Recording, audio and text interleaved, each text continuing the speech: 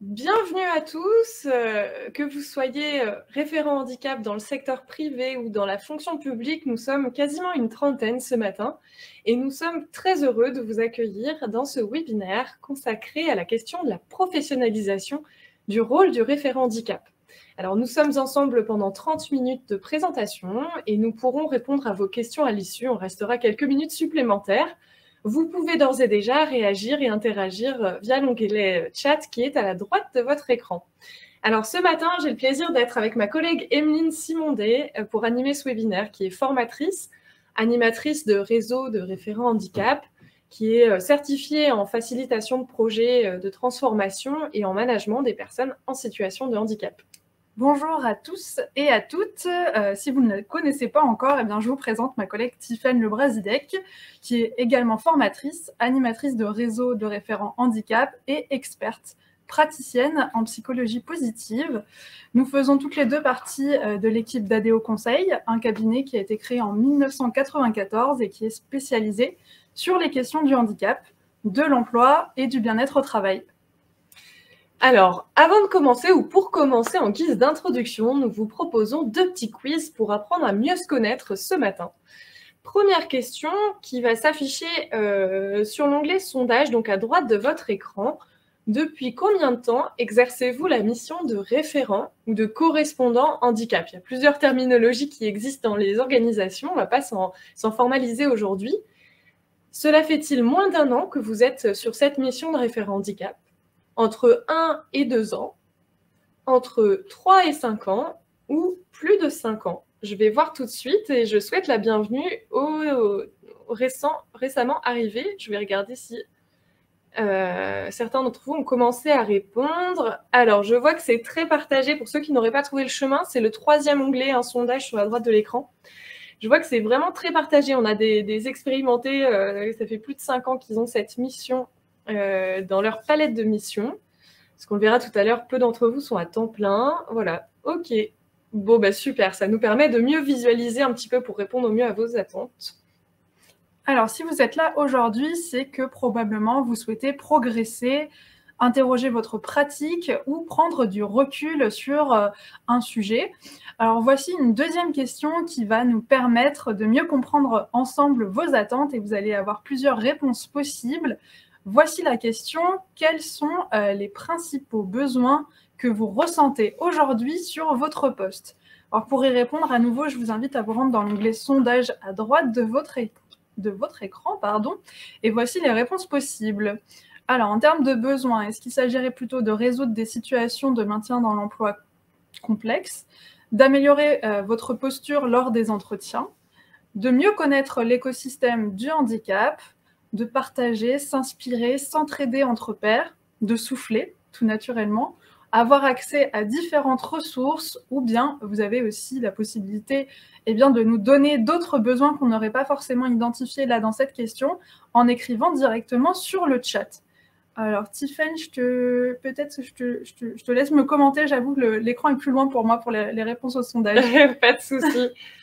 Alors là, vous êtes en majorité, bon, ça bouge un peu dans tous les sens, et donc là, le top 3 se confond un petit peu, mais première réponse, partager, s'inspirer, s'entraider entre pairs.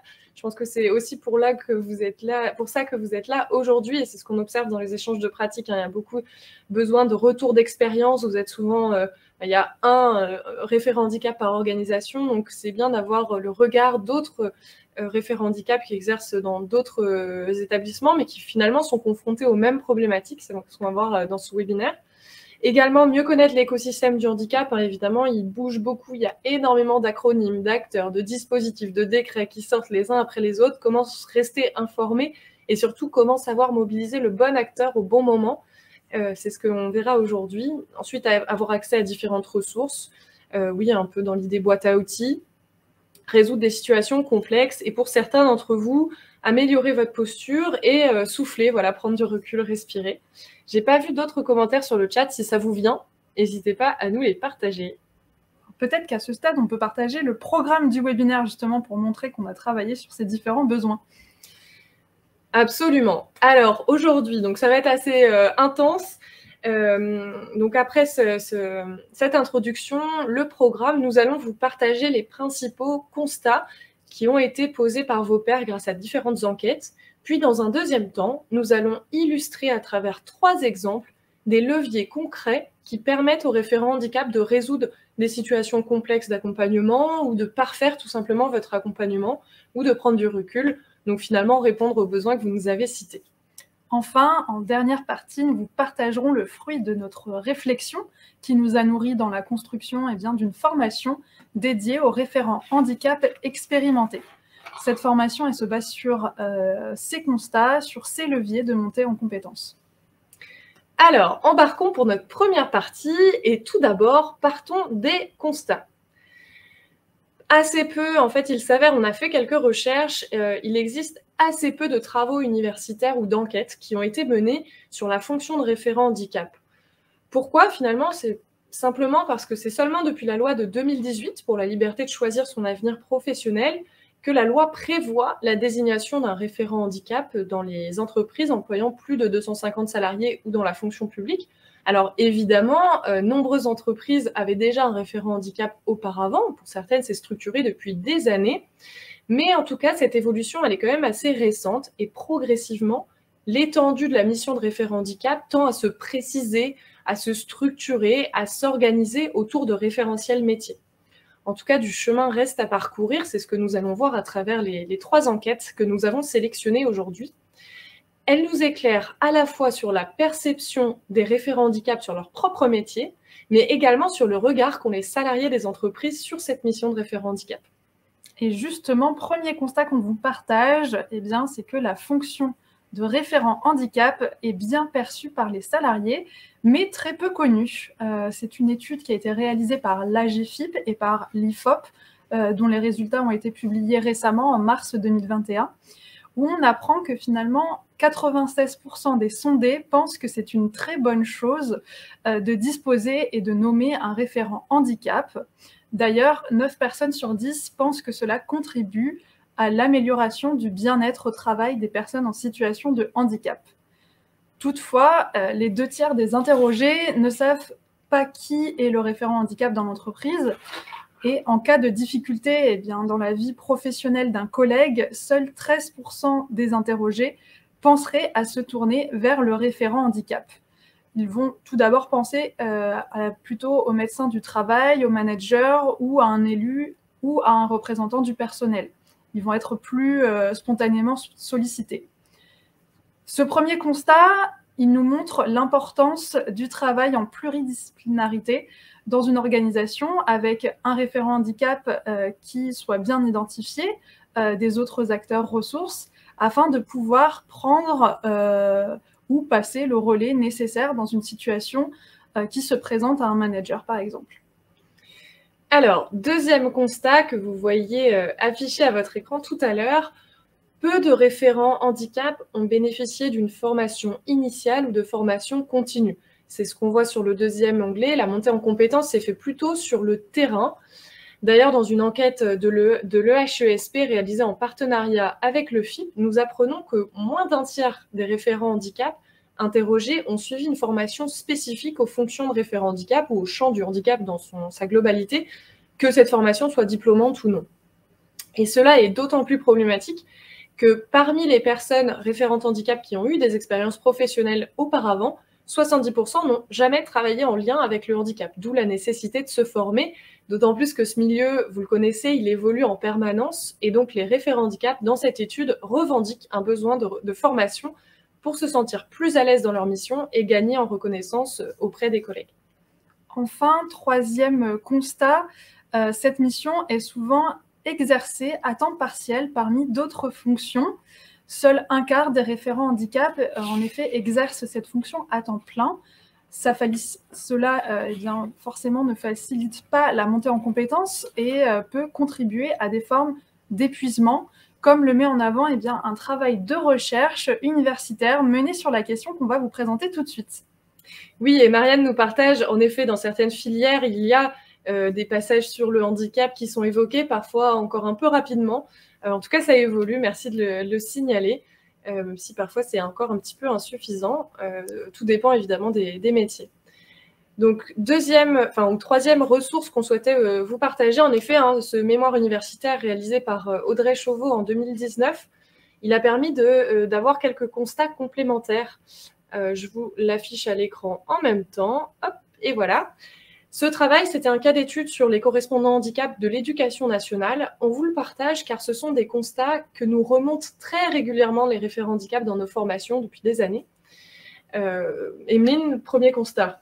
Premier constat qu'effectivement ce mémoire met en avant et qu'on constate également, par son objet, c'est une fonction porteuse de sens, ce métier de correspondant, référent handicap, où effectivement il y a plein de terminologies pour en parler, mais voilà, on garde ces deux termes-là, que ce soit à travers la notion d'accompagnement, l'aspect humain de ce métier, ou sur le fait de contribuer à changer les mentalités sur le handicap. Les référents handicap interrogés dans ce mémoire partagent de manière quasi unanime le sens qu'ils trouvent dans cette fonction.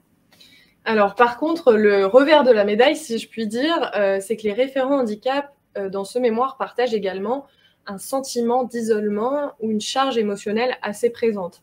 Comment l'expliquer?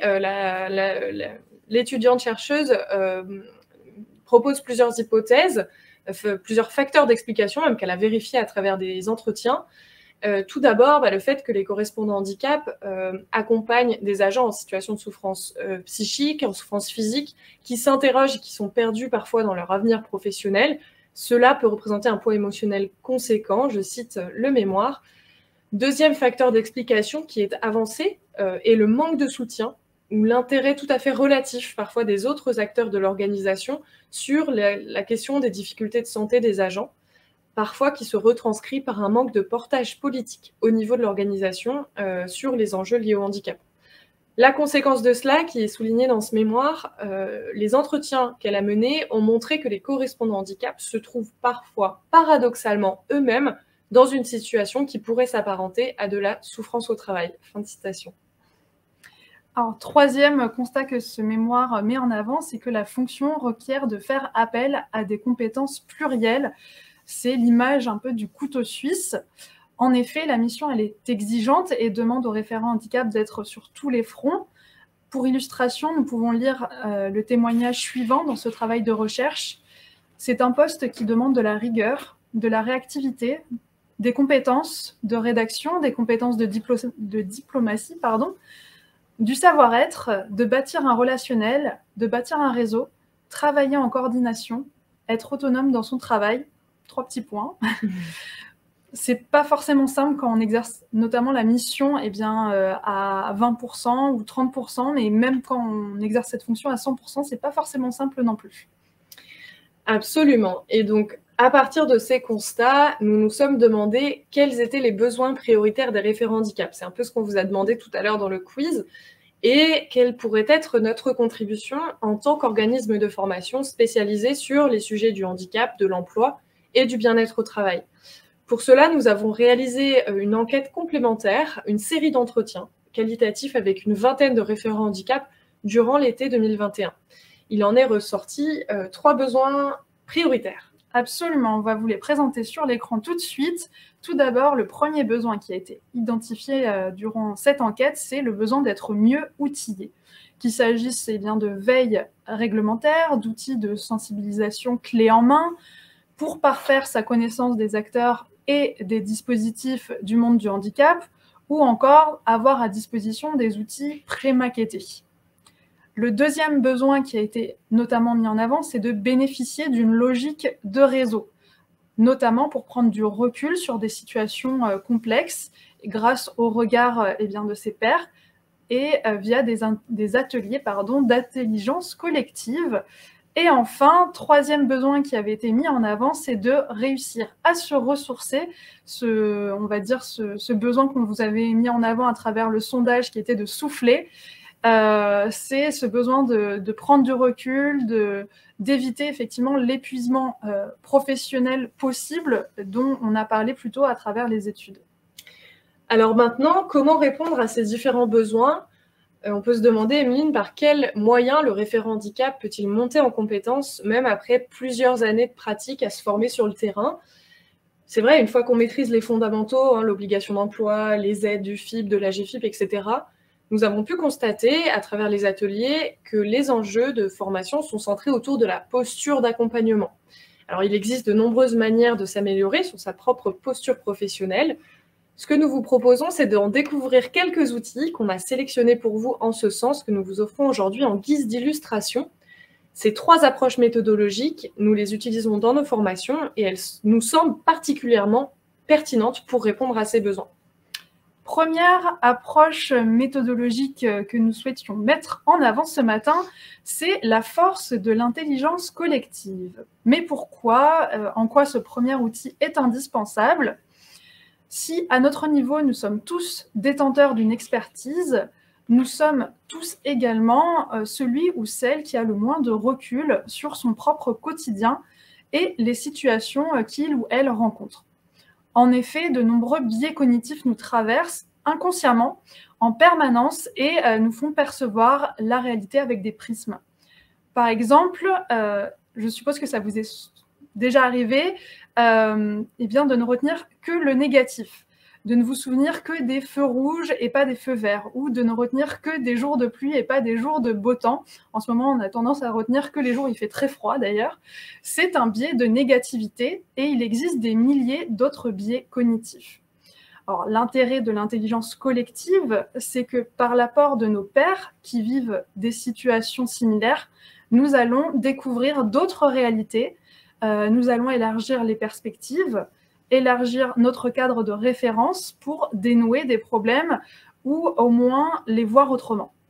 C'est ce qu'on vous mettait également voilà, dans cette slide à travers cette illustration. On voit que finalement, que pour passer d'un cadre de référence restreint, voilà, l'apport, le regard qui apporte eh bien, ses pairs, d'autres personnes, permet d'élargir eh bien, son cadre de référence. Cette intelligence collective, nous l'utiliserons tout au long de la formation. Alors, on peut se dire concrètement, dans le champ du handicap, à quoi cela peut s'appliquer. Si on prend par exemple le premier thème qu'on abordera dans la formation et qu'on découvrira dans un instant en synthèse, l'écosystème du handicap et des acteurs, en tout cas du monde du handicap. Alors certes, on peut chercher sur Internet, actualiser ses connaissances en la matière, car on l'a dit, le monde du handicap évolue en permanence. Et le référent handicap, d'ailleurs, il n'est ni un expert, ni un gourou, ni un expert de tous les types de handicap, ni un super-héros. Il ne peut résoudre à lui seul toutes les problématiques. Sa mission va relever plutôt du chef d'orchestre qui va savoir mobiliser les expertises et les dispositifs les plus ajustés. Sauf que bien souvent, on a beau actualiser ses connaissances, la théorie, elle ne suffit pas toujours. Vous êtes confronté à des situations qui sont complexes par essence, c'est la nature humaine. Vous allez parfois vous retrouver seul ou isolé devant ces difficultés. Et à ce moment précis, l'intelligence collective prend tout son sens en permettant le partage d'expériences de manière constructive. Nous utilisons particulièrement le co-développement au sein du cabinet. Ce n'est pas la seule méthode, mais on la trouve particulièrement pertinente. C'est une méthode structurée qui nécessite d'y être formée, par contre, et nous y sommes certifiés. Pour vous expliquer ce qu'est le co-développement, dans une séance de co-développement, un participant partage sa problématique, une problématique vécue, à un groupe de pairs et l'animateur cadre les échanges. C'est une approche qui favorise les partages, le dialogue, les discussions, la réflexion individuelle, mais aussi collective. C'est une approche de développement pour des personnes qui croient pouvoir apprendre les unes des autres afin d'améliorer leur pratique. C'est un outil puissant à expérimenter pour dépasser des blocages. Alors, cela nous permet donc de prendre un petit peu de recul sur les situations et nous avons également besoin de prendre du recul sur nos propres postures. Pour cela, une deuxième approche qui va être la puissance de nos questions. Alors souvent, nous en formation, alors je ne vous mets pas la slide tout de suite, je vous la présente d'abord. En formation, on réalise souvent des simulations d'entretien. On aime beaucoup ça parce que c'est très concret et c'est vrai que les retours qu'on peut en avoir sont souvent, les personnes sont assez surprises des résultats quand on s'observe jamais en fait quand on est en entretien. Donc le fait d'avoir un retour de la part du formateur va être très intéressant. Et c'est utile voilà, d'avoir c'est ce qu'on appelle en fait la supervision, d'avoir un retour. C'est à la fois rassurant, c'est stimulant, ça va nous permettre de progresser plus rapidement parce qu'on va pouvoir pointer alors ce qui fonctionne bien, et puis parfois soit des tics de langage ou des choses à améliorer, etc., des réflexes qu'on a mis en place, et ce qui est normal tout au long de notre expérience. Et ce que nous travaillons dans ces simulations, c'est notamment la puissance de nos questions. Parce que la question, elle induit souvent la réponse. On ne s'en rend pas forcément compte. Alors, Emeline, peut-être que tu peux nous partager un exemple. Absolument, et comme ça, vous allez pouvoir comprendre effectivement peut-être l'aperçu de la slide que vous avez vue. Imaginons que vous recevez dans votre bureau une personne qui souhaite se reconvertir. Je vais vous proposer 2 formulations de questions qui visent à vérifier la motivation de cette personne. Selon vous, laquelle a le plus d'impact positif dans votre accompagnement entre, première question, pensez-vous vraiment être capable de faire ce métier ? Ou, deuxième question, quelles sont les 3 principales situations rencontrées qui pourraient illustrer votre savoir-faire et votre appétence pour ce métier ? Si vous voulez réagir sur le chat, n'hésitez pas, on est là pour ça, notamment pour donner votre point de vue, donc du coup, sur la question éventuellement qui vous semble avoir le plus d'impact positif, puisqu'en effet, selon la formulation de notre question, nous voyons l'impact négatif, voire destructeur ou culpabilisateur que nous pouvons avoir, ou au contraire l'impact positif par un questionnement ouvert et non jugeant qui va permettre à la personne de se projeter et d'ouvrir le champ des possibles. C'est ce qu'on vous illustrait à travers ce petit papillon qui s'envole. Alors évidemment, pour être pertinentes, ces questions doivent être réfléchies et préparées en amont. C'est ce que nous travaillons également en formation. Et on a plusieurs commentaires, en effet, c'est bien la deuxième question qui est la plus positive, qui permet les questions ouvertes, qui permettent à la personne d'ouvrir le champ des possibles, de se projeter, d'aller beaucoup plus loin, plutôt qu'une question interro-négative. Mais voilà, la distinction fermée-ouverte, c'est vraiment la première étape, mais il y a plein d'autres techniques à explorer pour travailler justement ces questions pour qu'elles soient les plus impactantes possibles lors de vos rencontres, que ce soit avec la personne en situation de handicap, mais également avec le manager, avec tous vos interlocuteurs. Alors, troisième levier qu'on souhaitait vous partager aujourd'hui, ce sera développer notre capacité à prendre soin de nous en contexte professionnel. Voilà un levier très puissant pour améliorer la qualité de notre accompagnement et de notre bien-être au quotidien. Pourquoi il est fondamental d'y travailler et pourquoi on vous le propose dans ce parcours ? Eh bien, je vous propose cette slide en illustration avec la question des émotions, qui est parfois un peu tabou en entreprise, mais vous savez bien que les émotions ne s'arrêtent pas au pas de la porte et qu'elles sont présentes toute la journée. Or, les émotions négatives, elles nous tombent dessus, entre guillemets. Elles prennent naturellement le dessus dans nos vies. Alors attention, on n'est pas en train de dire que les émotions négatives sont inutiles. Au contraire, elles sont un bon avertisseur du danger. Quand on stresse, on a de l'adrénaline parce qu'une voiture arrive trop vite, là, c'est une question de survie. Ça va être important d'avoir cette émotion de réaction, cette peur, cette colère, etc. Mais il faut se rappeler que ces émotions ne sont que des interprétations de la réalité qui peuvent être faussées et en tout cas qu'il ne faut pas prendre au pied de la lettre. Alors finalement, comment s'en dégager ? Comment prendre du recul face à ces émotions négatives et favoriser les émotions positives ? De nombreuses études scientifiques, et notamment les travaux de Martin Seligman, nous ont montré que les émotions positives sont l'un des 5 piliers de notre bien-être. Elles vont venir contrebalancer les émotions négatives. Toutefois, les émotions positives se cultivent et se développent au gré de nos actions. C'est ce qu'on vous mettait dans la slide, effectivement, les émotions négatives. Comme vous disiez, Tiffaine, c'est face à une situation dangereuse, elles sont même automatiques, comme le stress. Elles vont être dans une attitude passive et réactive, ça ne va pas vous demander un effort pour que ces émotions viennent, elles se déploient naturellement. Au contraire, les émotions positives, elles interviennent au moment de situations agréables et elles demandent par contre à avoir une attitude active. Elles se développent, elles se cultivent. Mais comment elles se cultivent ? En réalisant des exercices pour s'entraîner à les développer. Par exemple, en distribuant un compliment, en apprenant à les recevoir, en passant du temps de qualité avec ses proches ou ses collègues. Prenons un exemple que vous pouvez utiliser à tout moment de la journée, la minute heureuse. Tiffaine, est-ce que tu nous expliques ? Oui, je peux vous partager cet exercice qu'on aime beaucoup faire souvent en début de journée ou après la pause déjeuner. Pour cela, je vous invite à vous accorder un petit moment. Je vous invite à vous installer confortablement sur votre chaise et à fermer les yeux si vous le souhaitez. Je vous demande de penser à un moment où vous vous êtes senti particulièrement bien. que ce soit ces derniers jours, ces dernières semaines ou même ces derniers mois. Un moment où vous vous êtes senti pleinement réalisé, vous êtes senti serein, sereine. Identifiez le lieu, remémorez-vous la situation, puis prenez 1 minute pour revivre ce souvenir et refaire surgir les images, les couleurs, les odeurs. Étiez-vous allongé, assis, en mouvement? Faisait-il beau? Faisait-il chaud ou plutôt froid? Qu'avez-vous ressenti dans ce moment? Je vous laisse quelques secondes.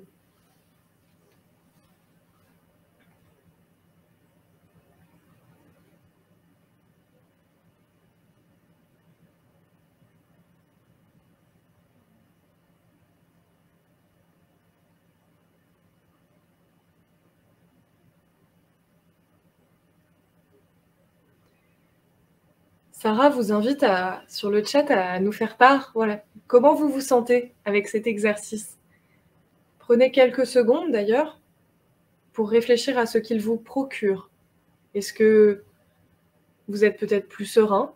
Est-ce que ça vous a fait sourire? Est-ce que ça vous a relâché les épaules, entre guillemets?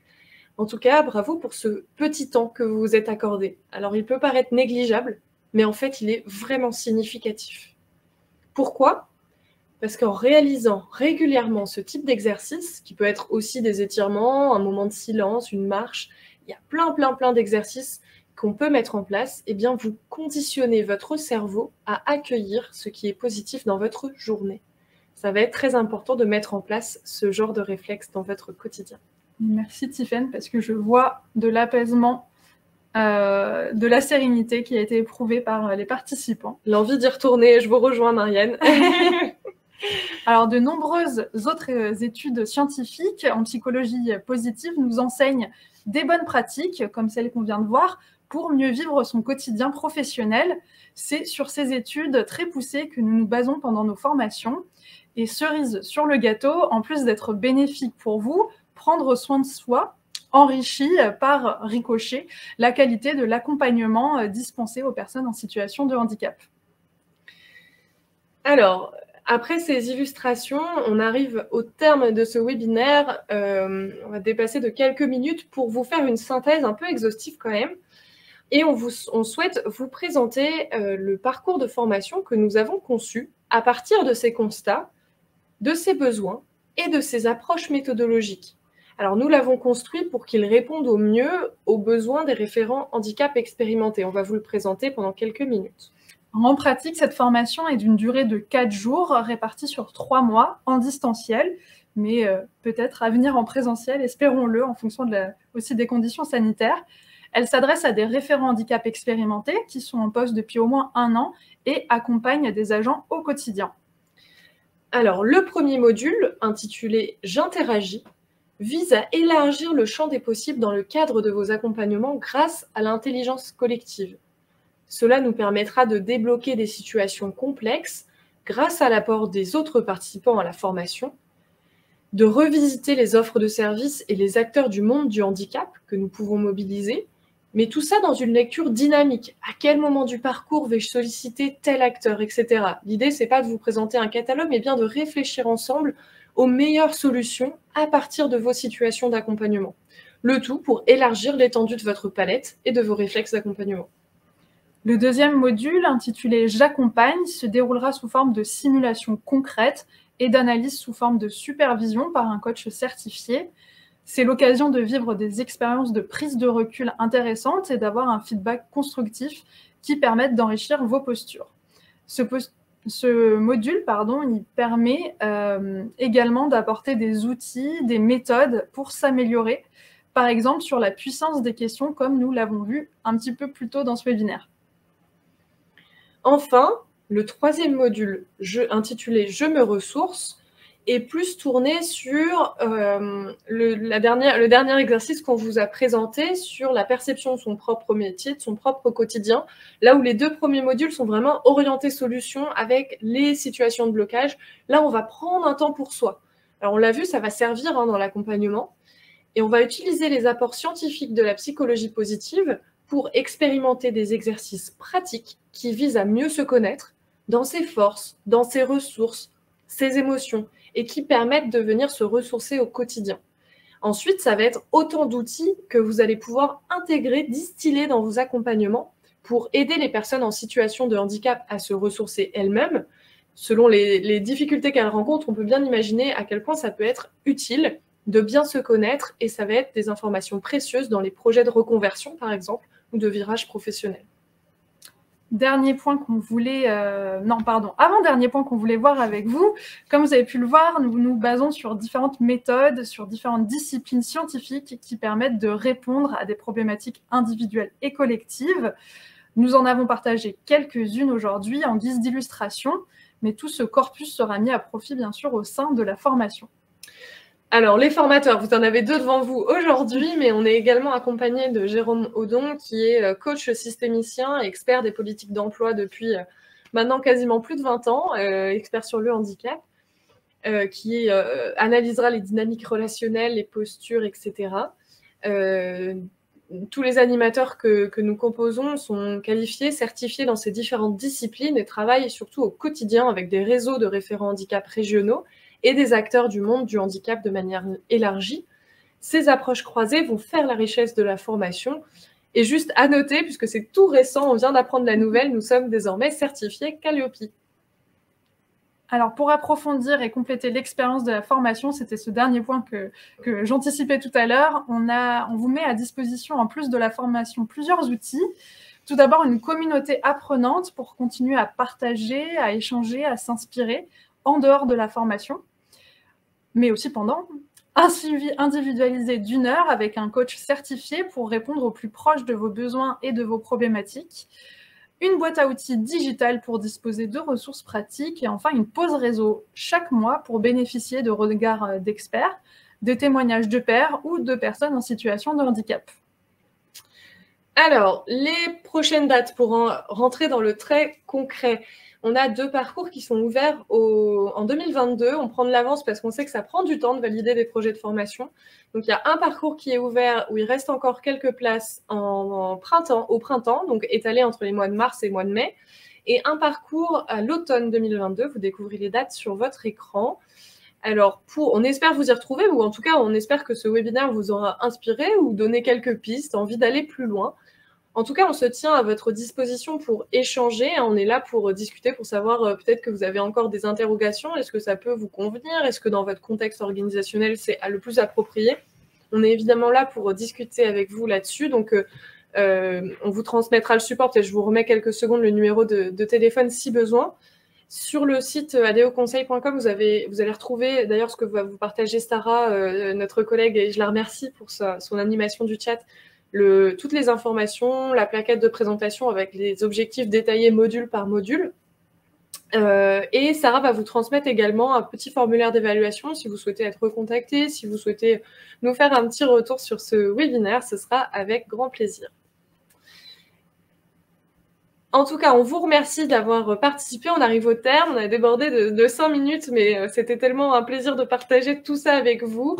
On espère avoir le plaisir de recroiser votre route. En tout cas, on vous remercie pour votre présence assidue. Et voilà, si vous souhaitez avoir un entretien complémentaire, individuel, nous recontacter ou avoir une demande de devis pour cette formation, pour avoir un bulletin d'inscription, c'est tout à fait possible. On est à votre disposition.